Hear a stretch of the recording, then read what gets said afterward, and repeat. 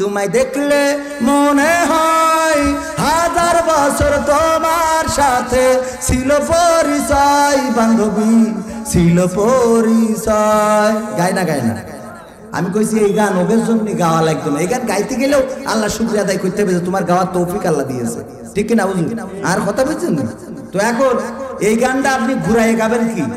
তোমায় দেখলে মনে হয় হাজার বছর তোমার সাথে ছিল পরিচয়, ও বউ ছিল পরিচয়।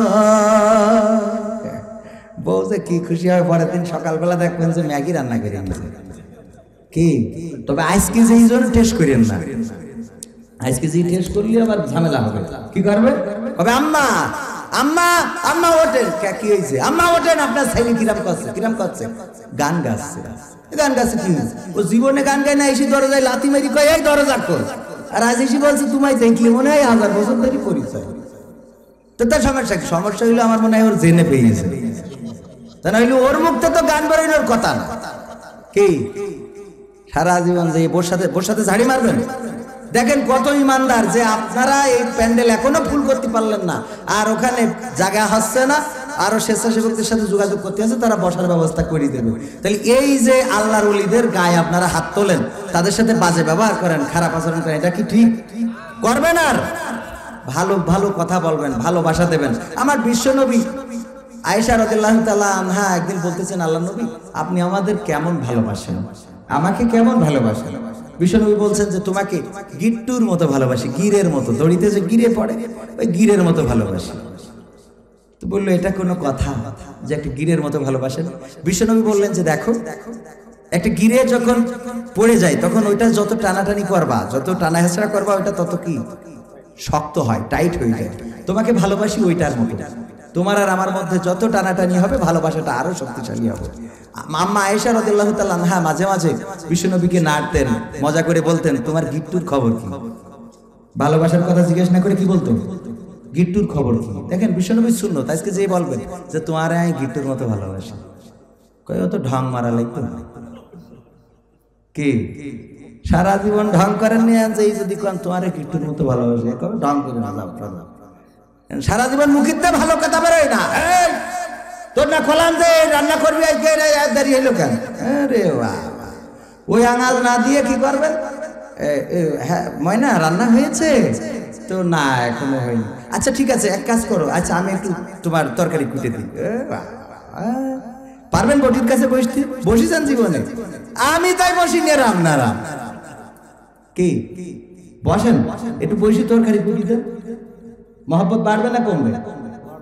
মহব্বত বাড়বে। কিন্তু এনে তো তরকারি কোটেন না, তরকারি করতে চান ওই যে ভাই বিদেশে আছে ওর কাছে, ভাবি ও ভাবি তোমার বাজার করে আনতে হবে কইলে। কত দায়িত্বশীল উনি, আছে না নাই? আমি মাঝে মাঝে বলি, একবার আমাকে যশোরে একবার এক হুজুরে এসে সাতক্ষীরা থেকে ইমামতি করার জন্য আপনাদের ইসলামপুরি এই মসজিদ ইমামতি করে। প্রথম জুম্মায় এসে আলোচনা করলো, আমার ভাইয়েরা বাবাজিরা আমার, আমি যেহেতু আপনাদের ইমাম হয়ে এসেছি সাতক্ষীরা থেকে, প্রথম সপ্তাহে আমার নসিহত হলো দয়া করে কেউ সুদ খাবেন না। আল্লাহ রাব্বুল আলামিন সুদকে হারাম করেছেন, ব্যবসাকে হালাল করে দিয়েছেন। পবিত্র কোরআনে আল্লাহ বলে দিয়েছেন আমি তোমাদের জন্য সুদকে করেছি হারাম আর ব্যবসাকে করেছি হালাল। বলেন ঠিক কিনা? ও আমার ভাইরা বাবাজিরা আমার, বিশ্ব নবী বলেছেন যদি কেউ সুদ খায় এ যেন তার ছোট গুনাহ হলো তার মায়ের সাথে জেনা করে, নাউজুবিল্লাহ। আর বড় গুনাহ হলো সে যেন আল্লাহ রাব্বুল আলামিনের সাথে যুদ্ধের ঘোষণা দিয়ে দেয়। এই জন্য কেউ সুদ খাবেন না। এই ওয়াজ করার পরে নামাজ শেষে সভাপতি সাহেব হুজুরির ডেকে বলছে, হুজুরিকে নাসেন। কি হয়েছে? হুজুর আমি যে সুদ খাই আপনার কানে দিলে কিনা? বেকায়দা অবস্থা। হুজুর বলছে আমার বাড়ি সাতক্ষীরায়, আমি আপনি সুদ খান কিনা খান, নতুন আইছি আমি জানবো কি করে? সভাপতি বলছে আমারও তো প্রশ্ন তাই, তোমার বাড়ি সাতক্ষীরায় তুমি কি করে জানলে আমি সুদ খাই? শোনো হুজুর, যদি তুমি এইভাবে সুদীর বিরুদ্ধে কথা বলো তাহলে তোমার ইমামতির গোষ্ঠী মেরে দেবো। হুজুর দেখলো যাক এই সপ্তাহ পার করলাম, পরের সপ্তাহে হুজুর ওয়াজ করেছে, ভাইয়েরা আমার, বাবাজিরা আমার, দয়া করে কেউ ঘুষ খাবেন না। ঘুষ খাওয়া অনেক বড় গুনাহ। ঘুষ দাতা ঘুষ গ্রহীতা দুইজনের সমান অপরাধী। আর এই ঘুষ খাওয়ার কারণে পরকালের ময়দানে বিচারের কাঠগড়ায় দাঁড়ানো লাগবে। আল্লাহ রাব্বুল আলামিন যদি নিজ কুদরতে ক্ষমা না করে তাইলে ঘুষ আদান প্রদানের জন্য জাহান্নামে যাওয়া লাগতে পারে। নামাজ শেষে সেক্রেটারি ডাক দিয়েছে, হুজুর এখানে আসেন। হুজুর কয় আজ আবার কোন বিপদে পড়লাম? বলছে আমি যে নাভারণে স্কুলে মাস্টার নিয়োগ দিতে যাইয়ে 2 লক্ষ টাকা নিছিলাম, কেউ তো জানে না, আপনি টের বলেন কি করে? নিশ্চয় আপনার কানে কেউ দিয়েছে, বলেন কিরা দিয়েছে? যদি যারা আমার এই টাকাটা দিয়েছে ওরা যদি বলে তাহলে ওদের চাকরির গোষ্ঠী মেরে দেবো। চাকরি কি? হুজুর আপনি এটা জানলেন কি করে? আর জানলেন তো জানলেন, তাই মিলে মসজিদই করবেন। হুজুর বলছে তো বেকায়দা, তাই বুঝে গেলাম, কই এক মুখ যায় আর এক মুখ। হুজুর বলছে ঠিক আছে, অসুবিধা নেই, আমার এই সপ্তাহের মতো ক্ষমা করে দে। আহারে আমি আইছি সাক্ষী রাখতে, ওই দিকে বুড়ো এলাকা সামনা ঘর, খাবার দাবার তেমন নেই, সুন্দরবনে যদি একটু যাওয়া হয় তাও বাঘে ধরে, এই জন্য ইমামতি করে খাতি চায়। আপনারা যদি এইভাবে ধরেন তাহলে ইমামতি ঠিক করে রাখা কষ্ট, একটু ক্ষমা করে দেন, আগামী সপ্তাহে ভালো কথা কব। পরের জুম্মায় হুজুর ওয়াজ করছে, ও আমার ভাইয়েরা আমার, বাবাজিরা আমার, তোমাদের কাছে অনুনয় করে বলি, বিনয় করে বলি, কেউ পরকিয়া করবা না। পরকিয়া করা অনেক বড় খারাপ কাজ। আর এই পরকিয়া এত বাড়া বাড়ছে যে ছেলেগুলো বিদেশে আছে ওদের বউয়ের সাথে পরকিয়া করে, খুঁজে খুঁজে ওদের বাড়ি যায়। ভুল করি ভাবি, হ্যাঁ কে? হ্যাঁ ভাবি, ওই একটু পানি ঠিসে লিখে, ওগুলো শীতকালের পানি ঠিসে লেগেছে, শীতকালে পানি ঠিসে লেগে একটু পানি খেতে এলাম ভাবি, এই গিলাস হবে? এবার গিলাসে পানি এনে দিয়ে আমার ভাবি কয় কয় আপনার ভাই চলে যাওয়ার পরে আপনারা আমাকে একটা পার করে দিয়েছে। ওরে বাবা, কয় ভাবি এবার তো আসবো না, ভাবি এবার তো আসবো না, মন খারাপ। শোনেন, আপনার এই আমার এই নাম্বারটা রাখেন, আপনি খালি মিস কল দিয়েন। হ্যাঁ আপনি খালি মিস কল দেন, আমি এসে আপনার বিপদের সময় এসে আছে না নাই?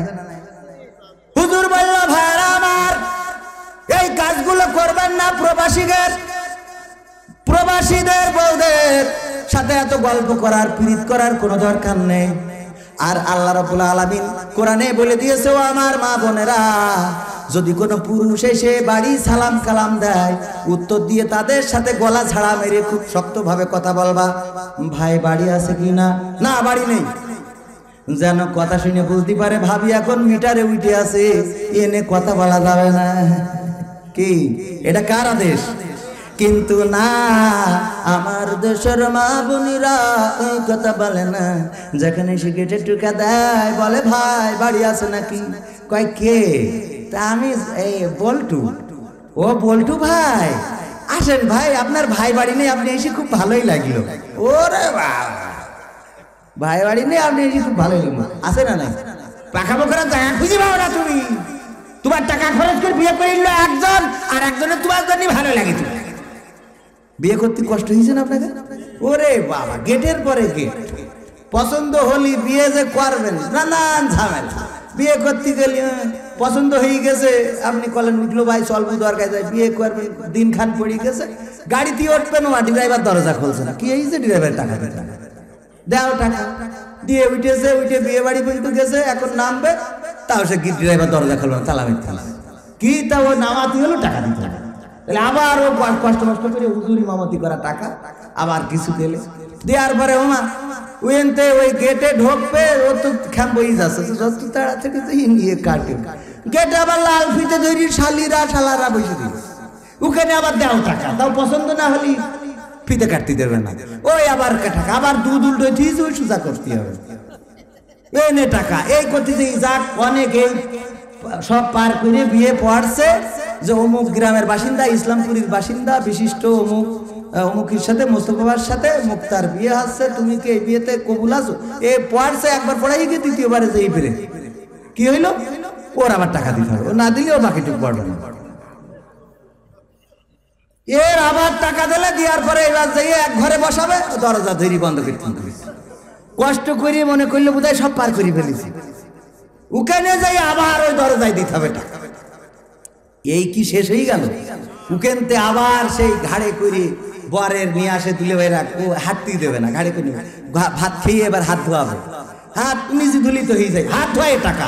এইভাবে টাকা খরচ করে করে আমার মা বোনেরা তোমাদের বিয়ে করে নিয়ে আসে, আর তুমি আর একজনের বলো যে ভাই এতদিন পরে আসলেন, ভুলেই গেছে। কথা কয় না? এইটা কি উচিত? কিন্তু আমার মা বোনেরা যদি একটা গাই গরু বাপের বাড়িতে নিয়ে আসে, ওই গাই গরু ওই মা বোন কবরে যাওয়ার আগ পর্যন্ত আর মরবে না। কোন ওই আমার মোস্তাফা ভাই যদি এখন নাভারণে অনেক বড় বিল্ডিং করে, 5 তলা 10 তলা বিল্ডিং, অনেক কষ্ট করে ওই যে মোস্তফা মেটাল ওয়েল্ডিং এর কাজ করি করে চোখি তাপ লাগায় লাগায় ছ্যাক খেয়ে খেয়ে টাকা পয়সা জোগাড় করে যখন বিল্ডিং করবে, বিল্ডিং 5 তলা হয়ে গেল, আমার ভাই আমার বোনকে বলবে চলো আজকে বিল্ডিংটা উদ্বোধন হবে, আমি চাই তুমি ফিতে কেটে উদ্বোধন করবা। এই যাওয়ার সময় বলবে আব্বাকে বাড়িতে গাই গরুটা আনিলাম বলিয়া তো তুই করতে পারিস কি? আব্বাকের বাড়িতে গাই গরুটা আনিলাম বুঝলি তোমার এই 5 তলা বিল্ডিং, ও গাই গরু আজীবন মারবে না, ওখানে বিল্ডিং ওই গাই গরু। যদি মোস্তফা ভাই কোনো ফ্যাক্টরি খুলে তাও করবো ওই গাই গরুর অবদান, হ্যাঁ যদি বাড়ি 5 তলা এখানে করে তাও করবো ওই গাই গরু, এ অবদান। আমার মা বোনেরা খুঁটা দিয়ে খুব পারদর্শী, আর যদি একটু কিছু কেন্দে নেই, আমি তো নিজেই ভুক্তভোগী, নিজেই বেকায়দায় আছে।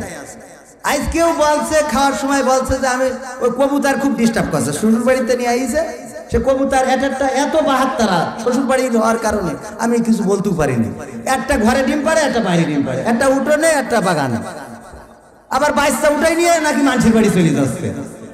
তো আমি আজকে বললাম খাচ্ছি মাথার পদ্মে উড়িয়েতে ঘরের মধ্যে গেল, ধুলো মুলো উড়িয়ে, শীতকাল বোঝেনি।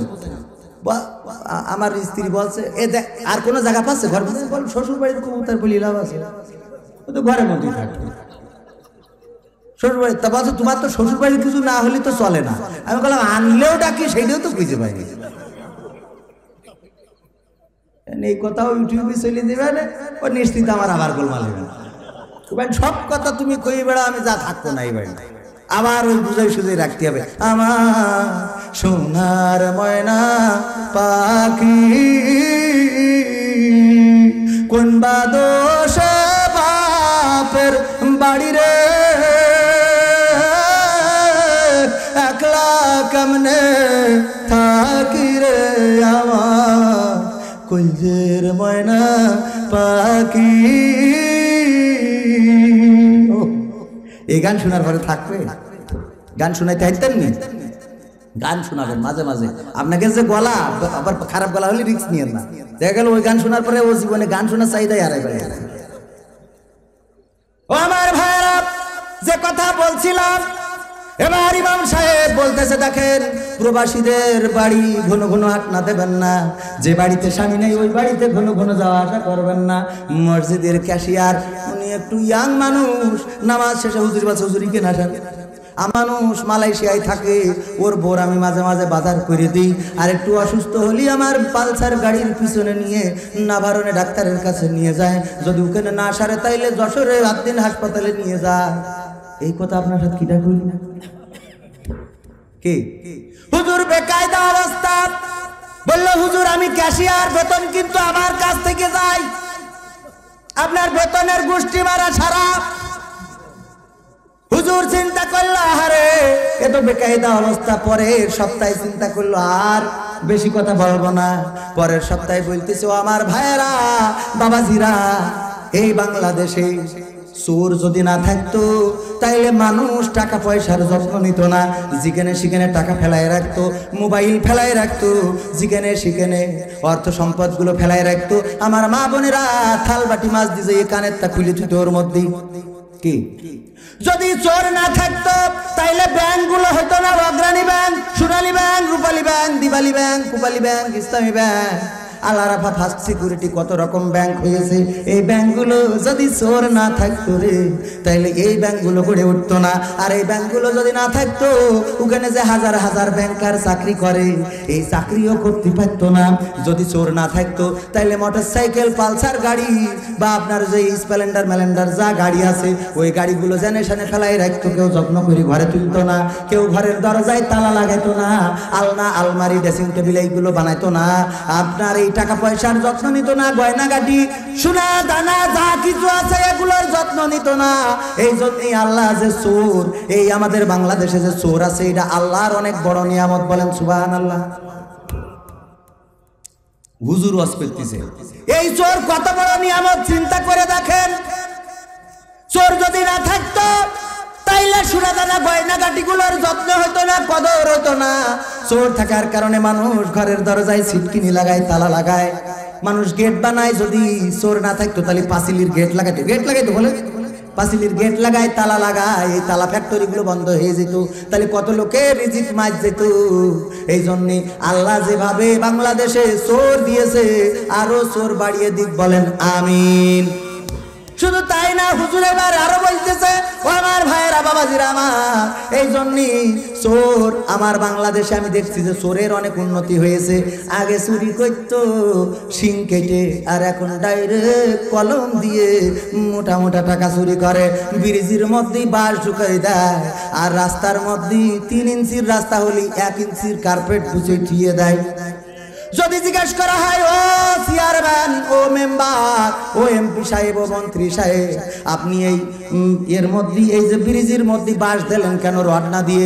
কয় রডে জং ধরে যায়, বাঁশে কোনোদিন জং ধরে না। এই কথাগুলো কি রাজনীতির কথা? এটা জনগণের কথা, এটা কোনো রাজনীতির কথা না। আর জনগণের অধিকারের কথা মানেই হলো আল্লাহ রাব্বুল আলামিনের কোরআনের কথা, ঠিক না?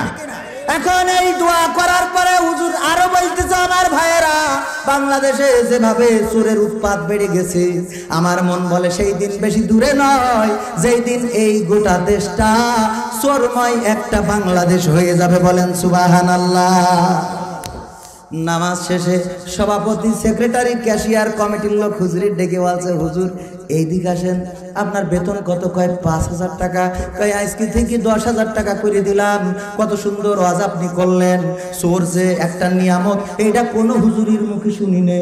চোরের জন্য দোয়া করে না, চোরের পক্ষে কথা বলে না, কিন্তু কুরআন হাদিসে যে এত সুন্দর ওয়াজ আছে, আপনি আজকে আমাকে চোখ খুলে দিয়েছেন। আপনার ইমামতি পার্মানেন্ট কিয়ামত পর্যন্ত। কি চোরের পক্ষে কথা বললে ইমামতি যাবে না, ছিনতাইকারীর পক্ষে কথা বললে ইমামতি যাবে না, ধর্ষণকারীর পক্ষে কথা বললে ইমামতি যাবে না, জেনাখোরের পক্ষে কথা বললে ইমামতি যাবে না, ঘুষখোরের পক্ষে কথা বললে ইমামতি যাবে না। যখন এইগুলো বন্ধ করার কথা বলবেন, তখন একদল আছে ওখান থেকে গুজ আমেরিকায়, হুজুর আপনি দেখছি রাজনীতির মধ্যে চলে যাচ্ছেন।